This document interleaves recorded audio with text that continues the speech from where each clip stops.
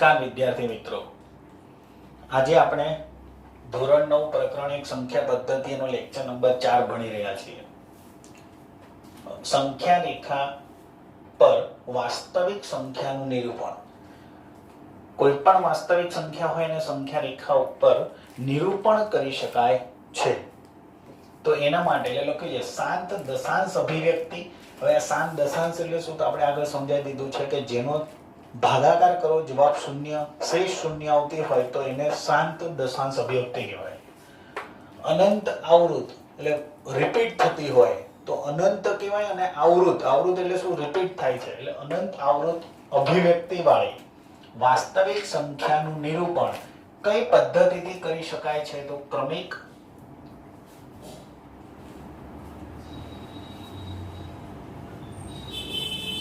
વિપુલ, દર્શિતાની રીતે સંખ્યા રેખાનું નિરૂપણ કરી સંખ્યા રેખા પર નિરૂપણ કરી શકાય છે. હવે ક્રમિક, વિપુલ, દર્શિતાની રીતે 3.765 નું નિરૂપણ કરો. તો આપણે 3.765 એનું સંખ્યા રેખા ઉપર કઈ રીતે નિરૂપણ કરીએ? તો સૌપ્રથમ આપણે સંખ્યા રેખા દોરીએ. 0 -1 -2 1 2 3 અને 4. પહેલા તો એ ખ્યાલ આવે કે 3.765 એટલે 3 પોઈન્ટ કંઈક છે, એનો મતલબ એવો કે આ સંખ્યા 3 કરતા મોટી છે અને 4 કરતા નાની છે. એનો મતલબ એવો થયો કે આ સંખ્યા આ બે 3 અને 4 એની વચ્ચે આવશે. 3 અને 4 ની શું થાય? વચ્ચે આવશે. એટલે હવે આપણે આ મુદ્દો અહીંયા લખીએ છીએ.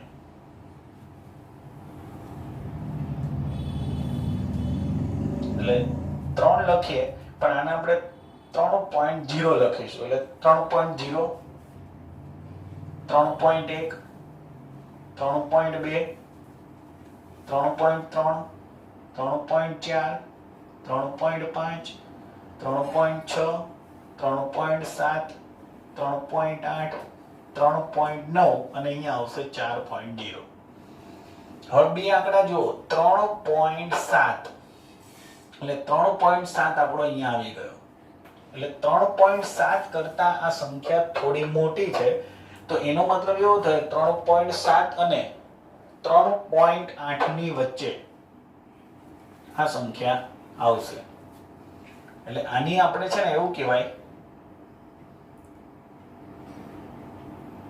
કે આ લઈને આ વચ્ચેનું આપણે ઝૂમ કરેલું છે. હવે આ લીધું તો એની આ બંને જ લઈશું અને આ બંનેના વચ્ચેના જે આંકડા છે ને આપણે ઝૂમ કરી રહ્યા છીએ.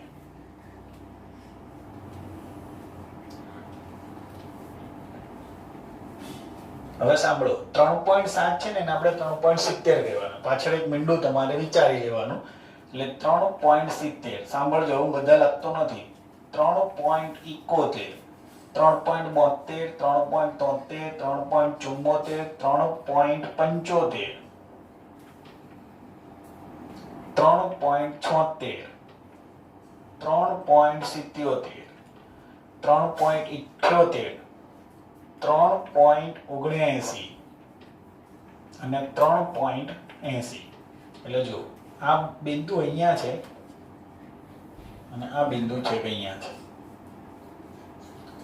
તો મેં તમને કીધું 3.6 એટલે 6 લાવવાના છે, તો એનો મતલબ 3.76 તો થઈ ગયા.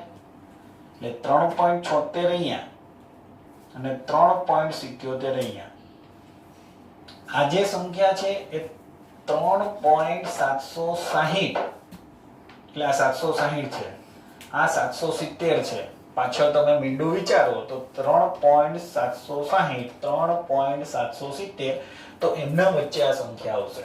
તો ફરીથી આ બંનેને આપણે ઝૂમ કરીએ કે 3 પોઈન્ટ આને કહેવાના 760 3.761 3.762 3.763 આ 64 65 66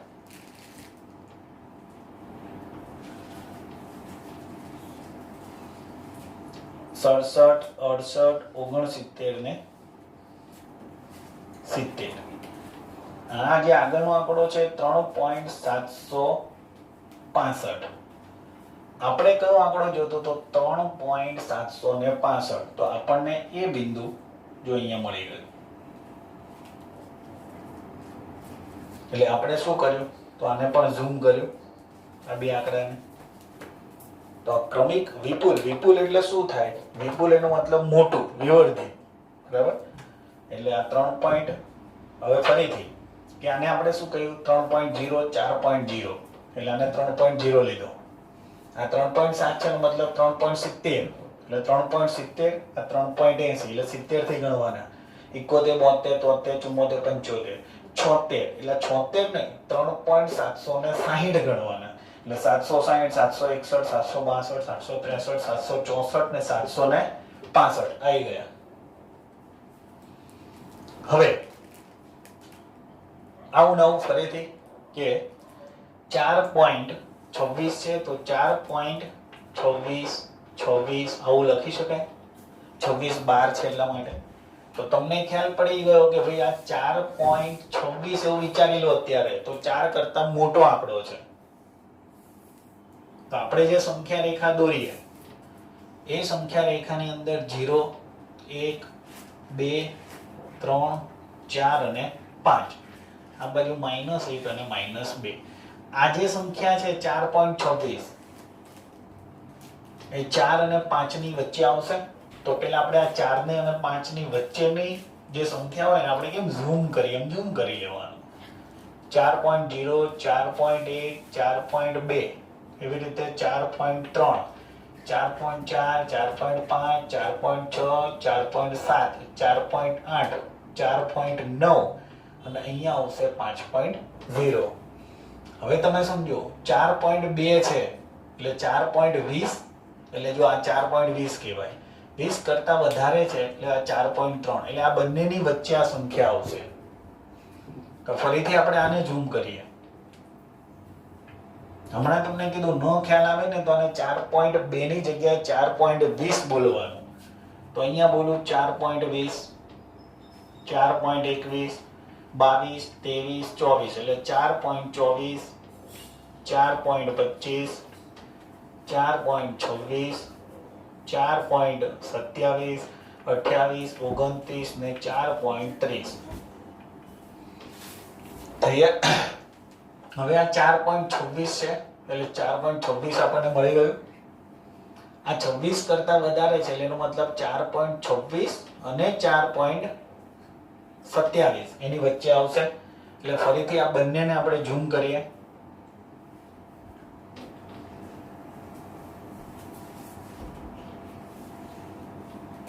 ફરીથી મેં હમણાં જ કીધું આને કેટલા વાંચીશું 4.260, 4.261, 4.262, 263, 264, 65, 66, 67, 68, 69 એટલે 4.270.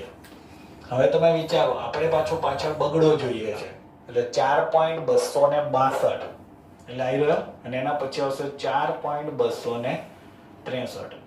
એટલે આપણી જે સંખ્યા છે એ આ બંનેની વચ્ચે આવશે આવી રીતે. ફરીથી તમે આને ઝૂમ કરી શકો આવી રીતે. આને તમે અહીંયા લીધી અને અહીંયા લીધી અને તમે અહીંયા લો છો આવી રીતે ઝૂમ કરી શકો, બરાબર? તો આવી રીતે આપણે આગળ જ્યાં સુધી કરવું હોય ત્યાં સુધી આપણે આવી રીતે કરીએ છીએ. આ જે પદ્ધતિ છે એને કહીએ છીએ કે ક્રમિક વિપુલ દર્શિતાની રીત. કરીએ શું તો આ બંને વચ્ચેના જે આંકડા છે ને એ આપણે ઝૂમ કરીએ. વિપુલ એટલે મોટું કરવું, એટલે મોટું કરી રહ્યા છીએ.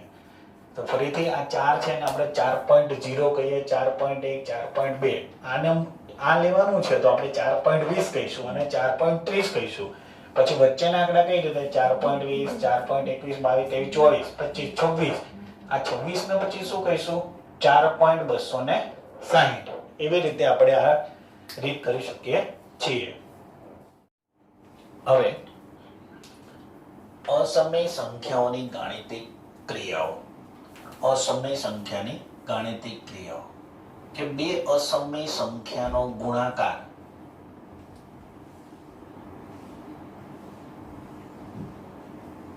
બે અસમય સંખ્યાઓનો ગુણાકાર ભાગાકાર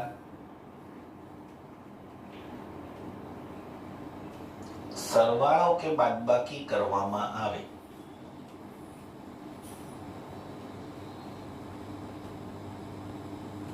બાદબાકી કરતા દરેક વખતે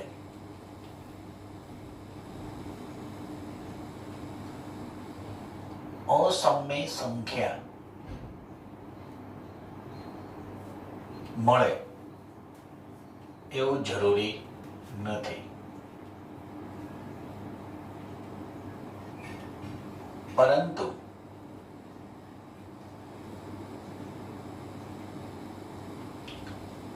સમય સંખ્યા પણ મળી શકે.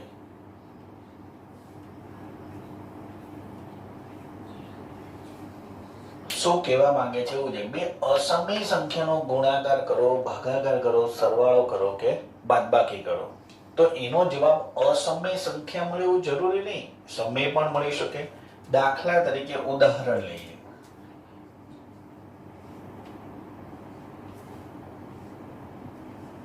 બે -√5 પ્લસ 2 + √5 આ અસમય સંખ્યા છે, આ અસમય સંખ્યા છે, એનો સરવાળો કરી રહ્યા છીએ.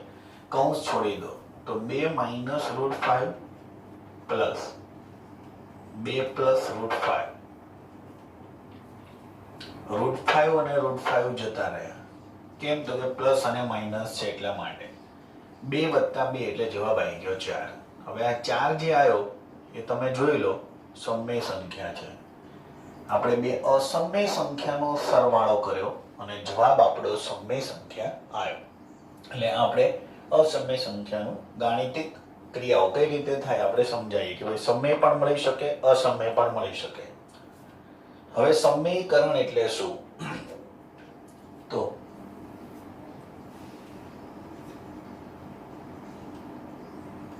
કે કોઈ પણ અસમય સંખ્યા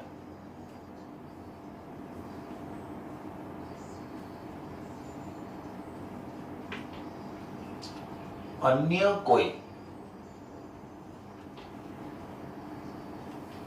બીજી અસમય સંખ્યા વડે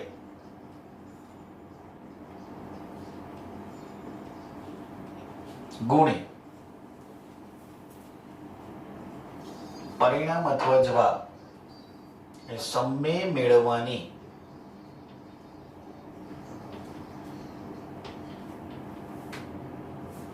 ક્રિયાને સમયકરણ કહેવાય.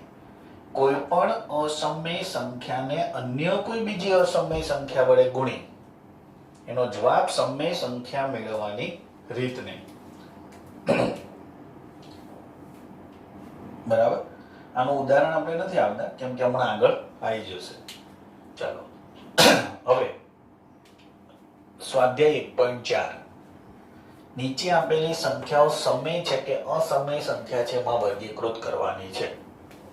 હવે આ પહેલું જોઈને ખબર પડે કે 2 જે છે 2 એ સમય છે, પરંતુ √3 જે છે એ અસમય સંખ્યા છે. તો એનો મતલબ એવો કે 2 - √3 આ કેવી થશે તો કે અસમય સંખ્યા થશે.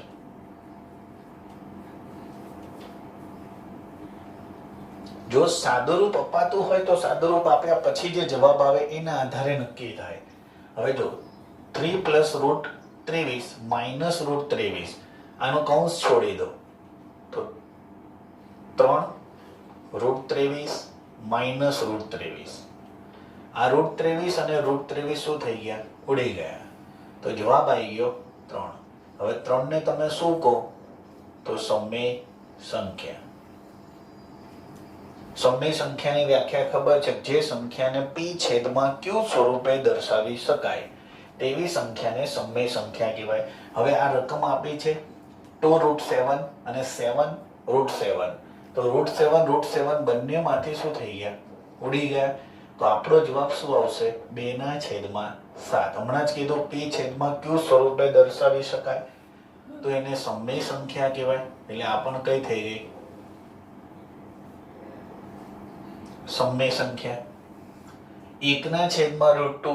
હવે જો આ એક જે છે સમય છે, પરંતુ √2 જે છે એ અસમય છે. એટલે એનું જે સંયોજન કરીને જે સંખ્યા બને એ પણ કેવી થશે? તો કે અસમય સંખ્યા થશે. હવે 2 અને પાઈ છે. હવે તમને ખ્યાલ છે પાઈ એ અસમય સંખ્યા છે, બરાબર? અને પાઈની જે ભાગાકાર કરીએ 22/7 એ રિપીટ થાય છે, બરાબર? એટલે અનંત અનાવૃત સંખ્યા છે, રિપીટ નહીં, અનંત અનાવૃત સંખ્યા છે. હવે એની સાથે તમે 2 ને ગુણશો તો એ પણ કેવું થઈ ગયું? અનંત અનાવૃત. એટલે આ પણ સંખ્યા કેવી છે? તો કે અસમય સંખ્યા છે.